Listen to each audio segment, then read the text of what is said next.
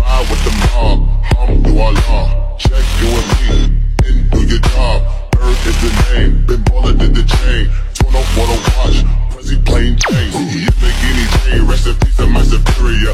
Yuji Sada was a young man working in an office, but one night he mysteriously transferred to another world filled with mysterious creatures and skillful humans. He's recognized here as a monster tamer and a sage. With the help of his little tamed monsters called slimes, Yuji has gained enough powers to live a decent life, but he's still unaware of his abilities and the purpose of his transfer to this storage place. Yuji beats up a deadly monster in the forests with the assistance of several slimes. He heads back to the Adventurers Guild in Faston Town. One of the guild's members, Gale, is trying to convince others that the slimes are more powerful than what they are expected to be. Everyone makes fun of him as slimes are considered to be nearly harmless. Their conversation is interrupted by Yuji's entrance. He has gathered a huge amount of Daira flowers, which are a rare material used to make energy potions. It's almost impossible for a common adventurer to be able to gather so many of such precious flowers. The receptionist at the guild named Lily gets shocked to see so many Daira flowers at once that she never witnessed in her life. She rushes to call the branch chief Aegis. He tells Yuji that the flowers are more than they will ever need for the next 2 years.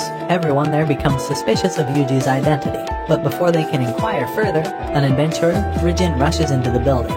He informs them about the huge number of monsters appearing in the woods and marching together at one place. Yuji's slime team is spread all around the woods, and it informs him that the monsters are heading towards Faston Town. Aegis gathers all of the adventurers in town and advises them to leave the town to save their lives, as the number of monsters already outreach them, so it's useless to even try defeating them. However, the adventurers don't want to run away like cowards. Instead, they are ready to help the other people in town as well. The monsters are thousands in number, so the adventurers can't beat them on their own, so they are left with no choice other than thinking of an effective plan. Suddenly, Yuji raises his hand. He tells them that he can use a dragon bone to recreate a dragon's flame that will kill all the monsters. Though it sounds unbelievable, other people who don't know much about such magic, so they agree to Yuji's plan. The adventurers head over to stop the monsters at the town's gate while Aegis and Lily are giving energy potions to the townsmen. The adventurers use their different fighting techniques, but they are all in vain in front of the huge number of enemies. Yuji hides away in a tower to use his magic skills. He sends messages to his slimes to go into the woods and unite with a girl named Dairan, who helps him in catching the shady guy with the magic stone.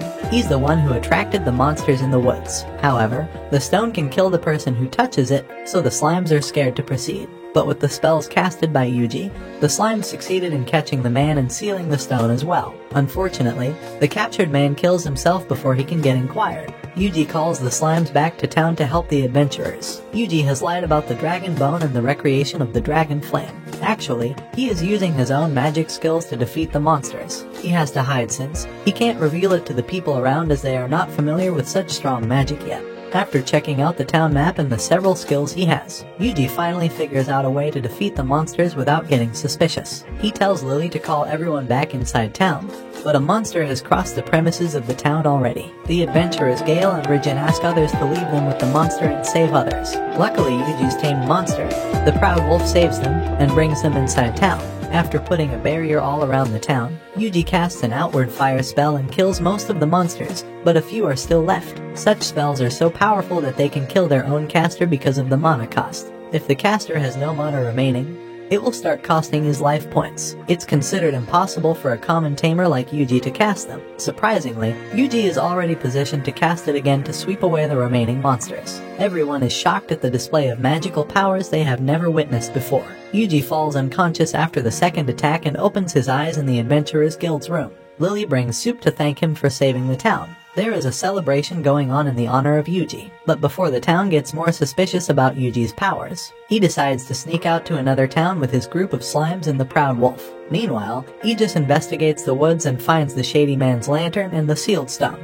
He decides to dig deeper into this matter, but the slimes have informed Yuji about this already. No one has much info about Yuji because he simply keeps changing places. Right now he has entered a new town called Kilia. A famous member of the clergy from the Central has entered the town recently, which caused a huge number of people to gather in the church. After having lunch, Tuji goes to find the town's adventurer guild. However, the guild doesn't usually admit tamers, but due to Yuji's enemy tracking ability, he gets admitted to the town's adventurer guild. He finds an adventurer party in an instant. The other members of the party are a dagger expert Rhodes, an archer Tina, and a lancer Lisa. They invite Ruji to take part in their investigation of the Earth Dragon. However, Yuji keeps getting flashbacks of the office he used to work in before. Yuji spreads his slimes around and informs his party about the wolf masters nearby. Rhodes takes them down with his exceptional dagger skills. The party is highly impressed by Yuji's tracking skills as they haven't seen them in any tracker before. They ask Yuji where he learned them, but Yuji dodges the question. As night has set in, they decide to sleep in the woods and continue their search the next day. They take turns guarding the camp, and Rhodes chooses the first turn for himself.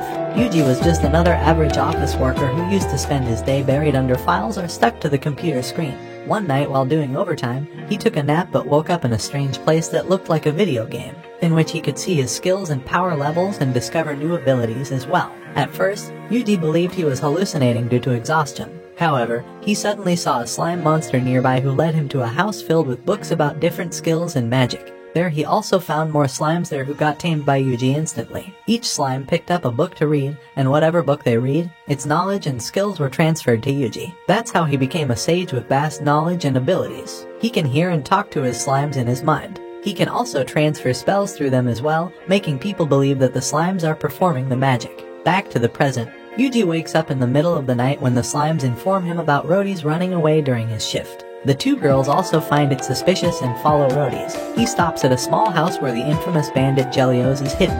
Rhodes has been working with him for a long time. He brings people to investigate monsters, but he abducts them instead and tells the Adventurers Guild that his partners ran away. He has the same plan for Tina and Lisa as well and has set up the trap already. Jelios admires him and tells him that the blue moon has appeared and a huge calamity is near. His men don't understand his reference and laugh at him. Yuji can see this all and gets curious about the calamity Jelios mentioned.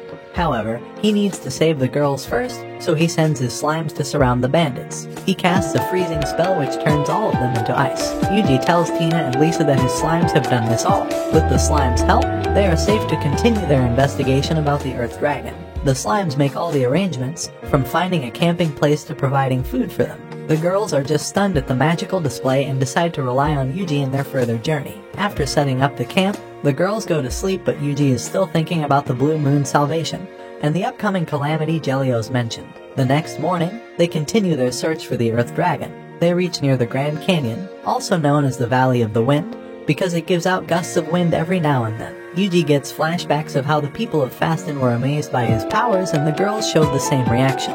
At this rate he will get suspected easily. He needs to keep himself from getting overboard. He tries to find weaker spells to use in the future and practices them on the monsters nearby with the help of slimes. He can't reveal his infinite power yet. In fact, he doesn't know completely about it either. For the time being, he has to give credit to the slimes for all the magic spells. The blue moon has turned the whole sky purple and darkens the environment. The branch chief Rayard is noticing this all in concern.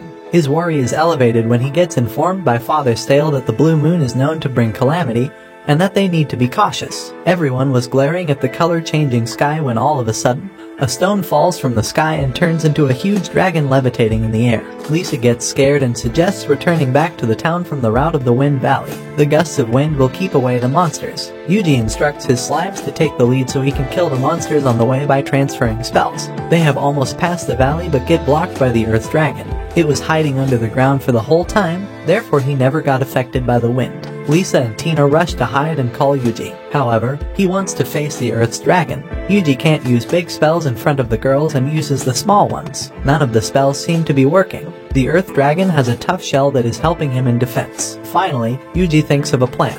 He distracts the dragon and brings him in the way of blowing air. When the sudden sandstorm hits, the girls can't clearly see what's going on. Yuji uses this chance to cast the flame spell and burn down the dragon to the bone. The girls happily come to cheer for him and are ready to tell the story about how he defeated the dragon. Lisa asks him if he used the ores hidden in the valley to burn the dragon, since the valley is enriched with flammable mineral ores, making it the only reasonable explanation. Yuji doesn't know anything about the ores and their use, but he uses it as an excuse and says yes, he did it with the ores. When they reach back to the guild, they inform others proudly about their achievement. For killing the dragon and catching the wanted bandit, Yuji and his team get a huge reward. Later, Yuji is also invited by the ranch chief to join the meeting about the Blue Dragon of Delight. Yuji provides them with the details of what he saw by drawing a high-quality sketch with magic. However, the slime gets the praise again. Yuji's sketch matches with the dragon's image in the Book of Legends, the member of the clergy brought from the Central. Father Stale tells that in the legend, this dragon had the capability to kill a whole continent in 3 days. This current appearance could also provide the same destruction to them.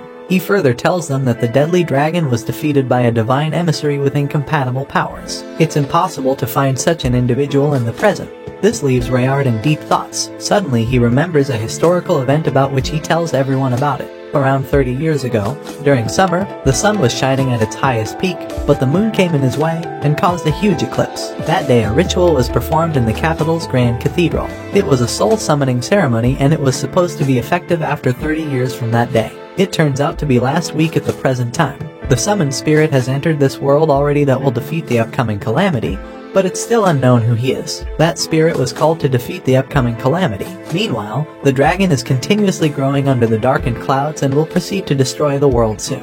Rayard doesn't want to sit and wait for death, so he orders the army to gather and attack the dragon the next morning. After leaving the meeting, Father Stale takes Yuji to the church. He hands over to Yuji a mysterious dagger called the Dragon of Kethais. Until now, no one could get the true value of it, but the father believes it will come handy to Yuji in the fight next morning. After so much motivation, Yuji has decided to help the town in the fight. However, he hasn't yet realized that he is the summoned spirit which is meant to save this world. Watch this next video. See you on the next one.